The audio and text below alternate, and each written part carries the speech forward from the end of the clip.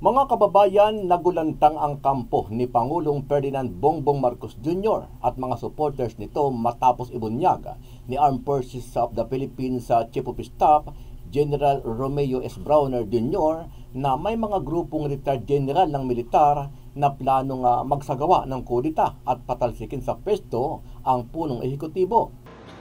Marami po tayong naririnig ngayon, masasabi natin mga destabilization efforts. May mga nagsasabi na dapat palitan ang ating Pangulo dahil sa maraming rason. May mga nagsasabi na dapat ay magkaroon ulit ng kudita. Samantala, sinabi ni Browner na hinihikayat niya ang mga kasundaluhan at mga opisyal nito na huwag sumali sa panawagan ng ilang grupo na magsagawa ng kudita para kay Pangulong Marcos Jr. sa halip ay magkaroon ng pagkakaisa para solusyonan ang iba't ibang problema na kinakaharap ng bansa. Kaya panawagan ko sa aking mga kasundaluhan, officers and enlisted personnel, huwag tayong sumama sa mga ganito, mga movements. Maraming nag-encourage ito, hinihikayat ng individual members natin. Once we find out that anyone or active personnel are involved in this.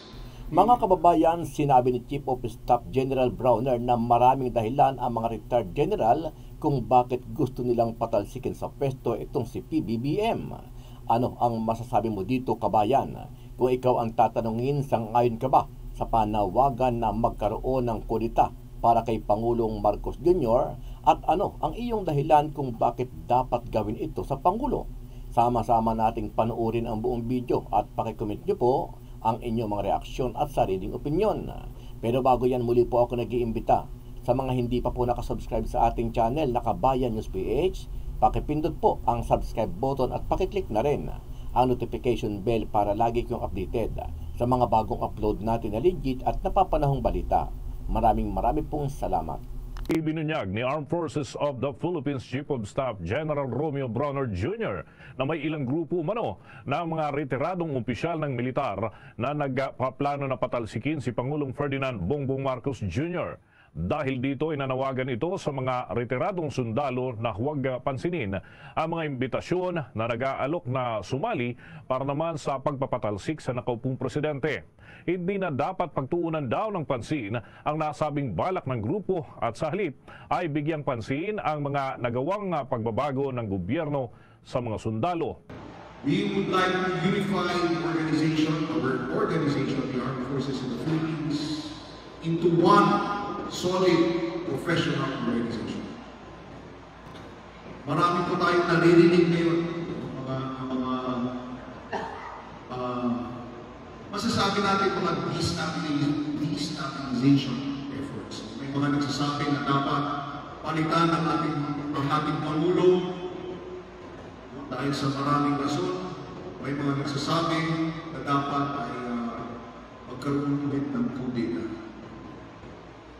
And sadly, some of them were former officers of the Armed Forces of the Philippines. At nakausap ko yung iba sa kanila. Sabi ko sa kanila, sir, you have the right to do that because we are in a democracy. But please, do not involve the active personnel of the Armed Forces of the Philippines. Kaya panawagan ko sa aming mga kasundaluhan, officers and enlisted personnel, huwag tayong sumama sa mga ganito, mga movements. Maraming nag-encourage ito, hinihikayat ng individual members natin. Once we find out that any one of our active personnel are involved in this, we will act swiftly but judiciously.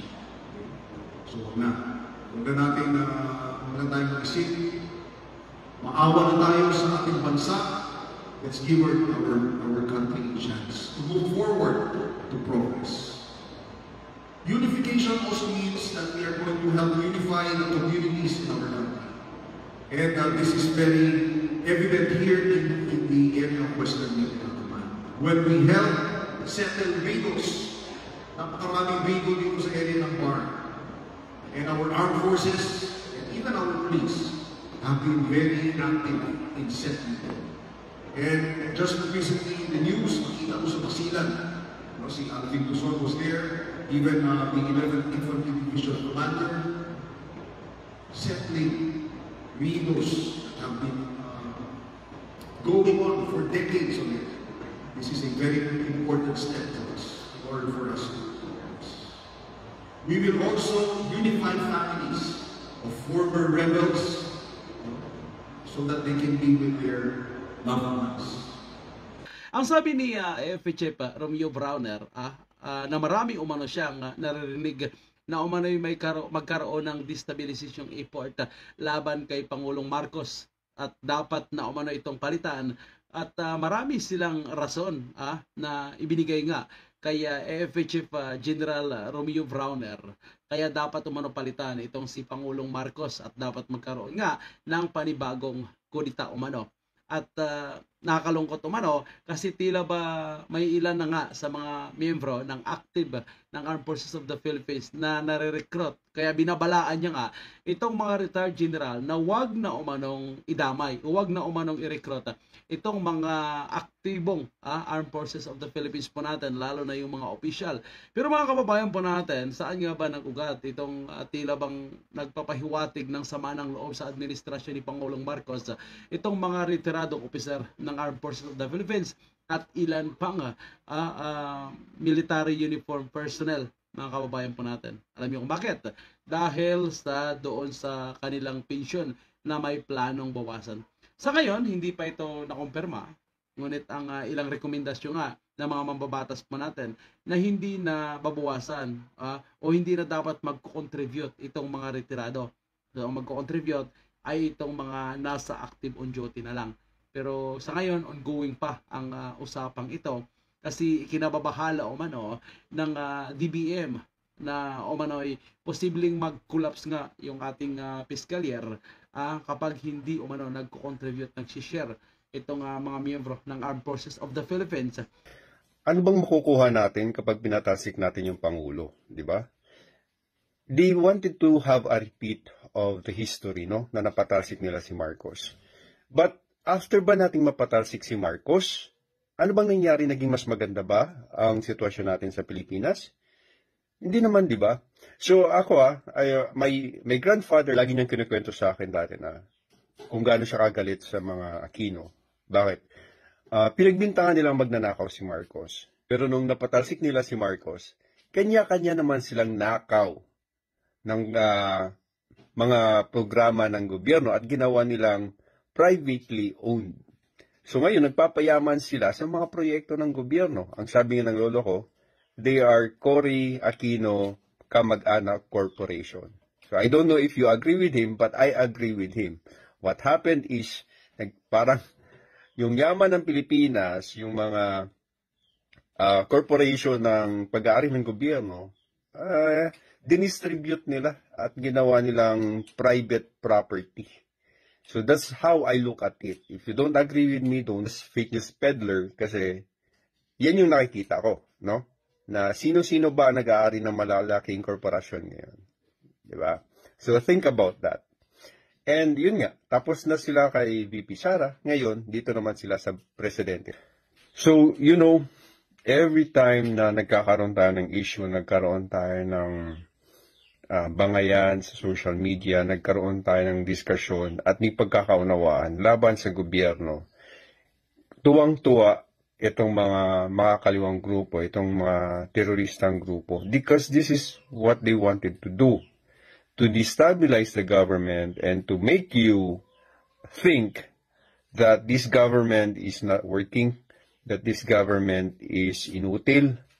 Kasi kapag yan nangyari, they will put it in our mind na mali tayo ng mga binotong mga leader.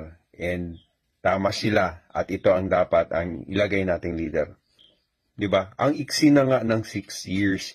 Look at what happened to PRRD. Ang dami niyang gustong projects na tapusin but 6 years is not enough. That's why we voted for continuity because we wanted whatever PRRD has started na ituloy-tuloy. But every time na merong hindi pagkakaunawaan, makikigulo tayo at mawawala yung suporta natin sa mga taong sinuportahan natin dati. Magkapit-bisig tayo patungo sa ikaunlad ng Pilipinas. And wag ho tayo magpadala sa sulsul ng kalaban kasi tuwang-tuwa ho sila habang tayo ay nag-aaway-away at nagkakawatak-watak.